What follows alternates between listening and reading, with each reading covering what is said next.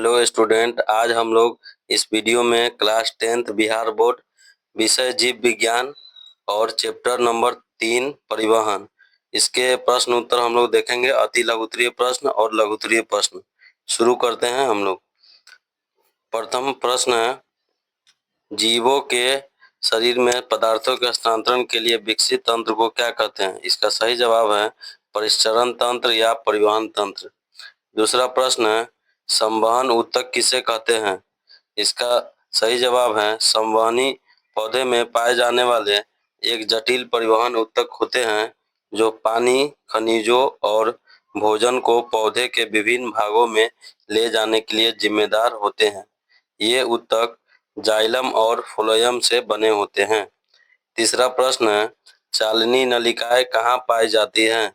इसका सही जवाब है चालनी नलिकाएं फ्लोएम नामक संवहनी ऊतक में पाई जाती है। चौथा प्रश्न है, वाष्प उत्सर्जन किसे कहते हैं?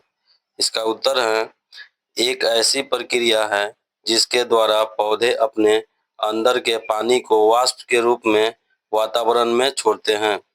प्रश्न नंबर 5 है, स्थानांतरण क्या है? स्थानांतरण का मतलब है कि कार्बनिक यौगिक जैसे चीनी की पानी पत्तियों से पौधे के अन्य भागों में ले जाना।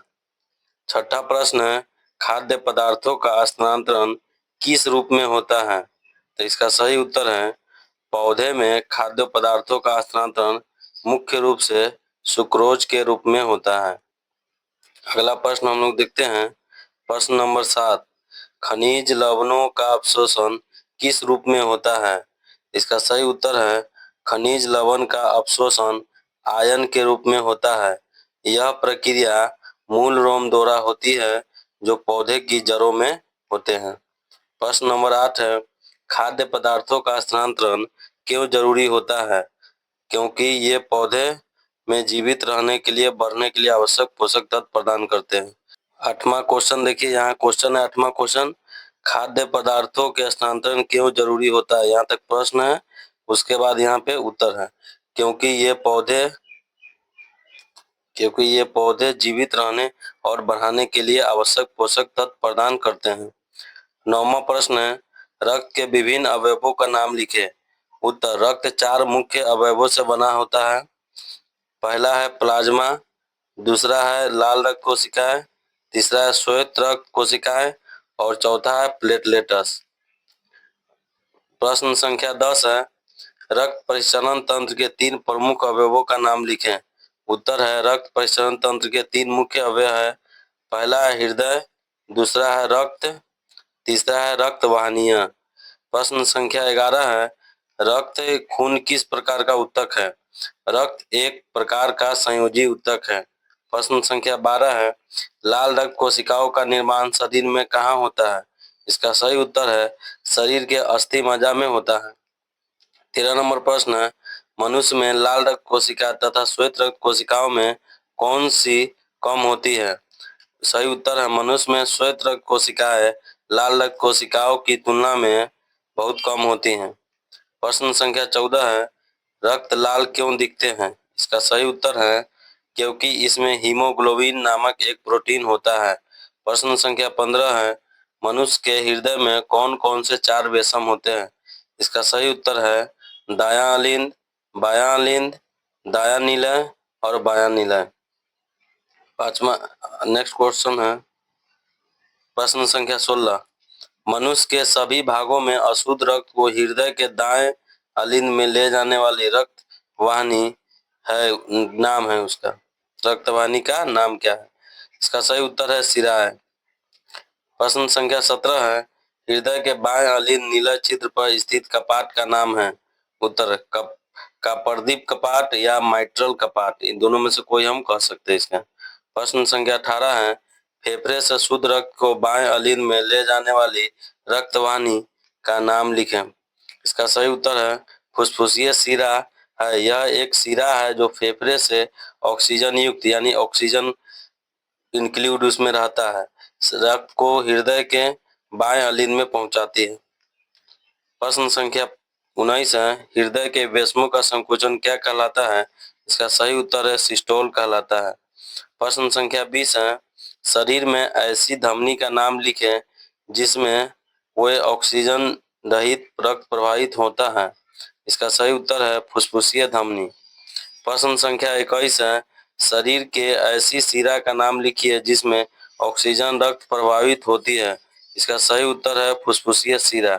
प्रश्न संख्या 22 है, विभिन्न सिरिकाएं आपस में जुड़कर किस रक्त वाहिनी का निर्माण करते हैं? तो इसका सही उत्तर है विभिन्न सिरिकाएं आपस में जुड़कर शिरा रक्त वाहिनी का निर्माण करते हैं।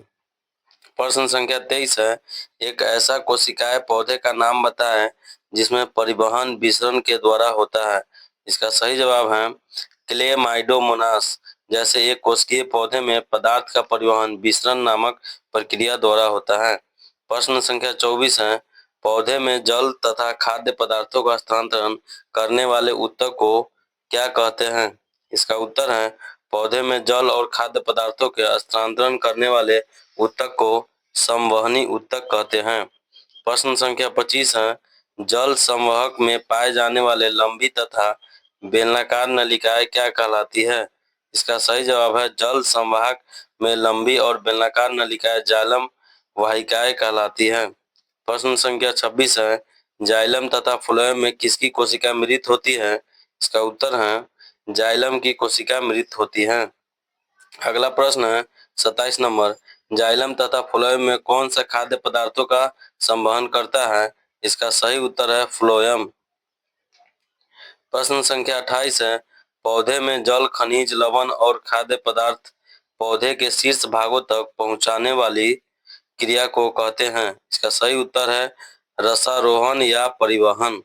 प्रश्न संख्या 29 है, रक्त या रुधिर किस प्रकार का ऊतक है? इसका सही उत्तर होगा रक्त एक तरल संयोजी ऊतक है। अगला प्रश्न हम लोग देखते हैं, प्रश्न संख्या 30, दायां और बायां अलिंद एक दूसरे से किस रचना के द्वारा अलग होते हैं? इसका सही उत्तर है दायां और बायां अलिंद एक दूसरे से एक विभाजक के द्वारा अलग होते हैं। प्रश्न संख्या 31 है, उस शिरा का नाम बताएं जिसमें शुद्ध या ऑक्सीजन जनित रक्त प्रवाह होती है। उत्तर है फुफ्फुसीय शिरा। प्रश्न संख्या 32 है, वैसा रक्त प्लाज्मा जिसमें लाल रक्त कोशिका नहीं पाई जाती है वो क्या कहलाती है? सही उत्तर है सीरम कहलाती है। प्रश्न संख्या 33 है, रक्त का संचार ज्यादा दबाव से किस में होता है, धमनी या शिरा में? उत्तर है रक्त का संचार अधिक दबाव के कारण धमनियों में होता है। रक्त की माप किस उपकरण से की जाती है? इसका सही उत्तर है रक्त को स्फेग्नोमीटर नामक उपकरण के साथ मापा जाता है। अगला प्रश्न है, अब देखिए लघु उत्तरीय अब प्रश्न यहाँ पर है उसको हम लोग देखेंगे। प्रश्न संख्या 1 है, जीवों में पदार्थों के परिवहन की परिभाषा लिखें। इसका सही उत्तर है देखिए जीवों में पदार्थों का परिवहन वह प्रक्रिया है जिसके द्वारा शरीर के एक भाग से आवश्यक पदार्थ जैसे ऑक्सीजन, पोषक तत्व शरीर के दूसरे भाग तक पहुंचते हैं और अनावश्यक पदार्थ जैसे कार्बन डाइऑक्साइड अपशिष्ट शरीर के बाहर निकाले जाते हैं। प्रश्न संख्या 2 है, पौधे में जाइलम वाहिनियों में जल का हस्तांतरण किस प्रकार का होता है? इसका उत्तर है पौधे में जाइलम वाहिनियों में जल का हस्तांतरण वाष्पोत्सर्जन, खिंचाव, आसंजन और संसंजन के माध्यम से होता है। जाइलम एक लंबी निर्जीव नली है जो जड़ों से पत्तियों तक जाती है। प्रश्न संख्या 3 है, मूल रोम की कोशिकाओं में जल कैसे पहुंचता है? इसके लिए उत्तर है मूल रोम की कोशिकाओं में जल मुख्य रूप से परासरण नामक प्रक्रिया के माध्यम से पहुंचता है। परासरण में जल कोशिका झिल्ली से अधिक सांद्रता वाले क्षेत्र से कम सांद्रता वाले क्षेत्र में प्रवेश करता है। मूल रोम की कोशिका में कोशिका के अंदर की सांद्रता बाहर की तुलना में अधिक होती है जिसे जल कोशिका के अंदर प्रवेश करता है। प्रश्न संख्या 4 है, वाष्प उत्सर्जन क्रिया का पौधा के लिए क्या महत्व है? इसका उत्तर है वाष्प उत्सर्जन पौधे के लिए एक महत्वपूर्ण क्रिया है जो जल एवं पोषक तत्वों के परिवहन, तापमान को नियंत्रित करने और प्रकाश संश्लेषण में सहायक होती है। वाष्प उत्सर्जन के द्वारा पौधे पानी को अवशोषित करते हैं और इसे जड़ों से पत्तियों तक पहुंचाते हैं। यह प्रक्रिया पौधे को ठंडा रखने में भी मदद करती है, क्योंकि वाष्प उत्सर्जन के दौरान पानी वाष्प में बदलता है और इससे गर्मी निकलती है। प्रश्न संख्या 5 देखेंगे, एक दिशीय तथा द्विदिशीय स्थानांतरण में क्या अंतर है? एक दिशीय स्थानांतरण, उत्तर है एक दिशीय स्थानांतरण में जानकारी या सामग्री केवल एक दिशा में प्रवाहित होती है, जबकि द्विदिशीय स्थानांतरण में जानकारी या सामग्री दोनों दिशाओं में प्रवाहित होती है। प्रश्न संख्या 6 देखेंगे, लाल रक्त कोशिका ऑक्सीजन वाहक है कैसे? इसका उत्तर है लाल रक्त कोशिकाएं, जिन्हें एरिथ्रोसाइट्स भी कहा जाता है, ऑक्सीजन का परिवहन करने वाली कोशिकाएं हैं।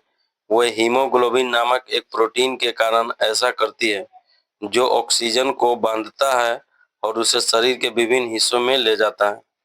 प्रश्न संख्या 7 है, श्वेत रक्त कोशिकाएं लाल रक्त कोशिकाएं से किस प्रकार भिन्न है, मतलब अलग है? इसका उत्तर है श्वेत रक्त कोशिकाएं संक्रमण से लड़ने और शरीर को बीमारियों से बचाने में मदद करती हैं।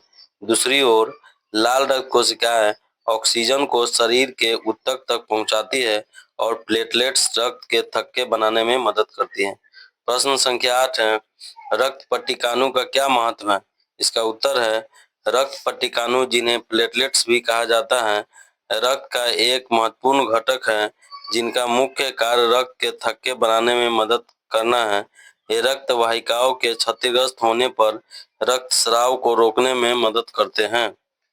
प्रश्न संख्या 9 है, धमनी और शिरा में क्या अंतर है, स्पष्ट करें। धमनियां और शिराएं रक्त वाहिकाएं हैं जो रक्त को शरीर में प्रवाहित करती है, लेकिन उनके बीच महत्वपूर्ण अंतर है। धमनियां ऑक्सीजन युक्त रक्त को हृदय से शरीर के बाकी हिस्सों में ले जाती हैं, जबकि शिराएं ऑक्सीजन रहित रक्त को शरीर के बाकी हिस्सों से हृदय में वापस लाती है। प्रश्न संख्या 10 देखते हैं, रक्त के द्विगुण परिवहन का क्या अर्थ है? इसका उत्तर है रक्त के द्विगुण परिवहन का अर्थ है कि रक्त हृदय से 2 बार गुजरता है। एक पूर्ण परिचालन चक्र में यह 2 अलग-अलग परिचालन प्रणालियों के माध्यम से बहता है, फुसफुसी परिचालन और प्रणालीगत परिचालन।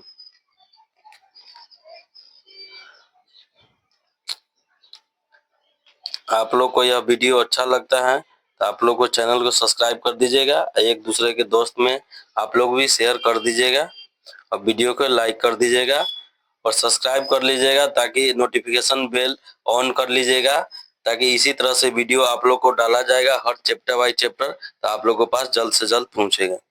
Thank you.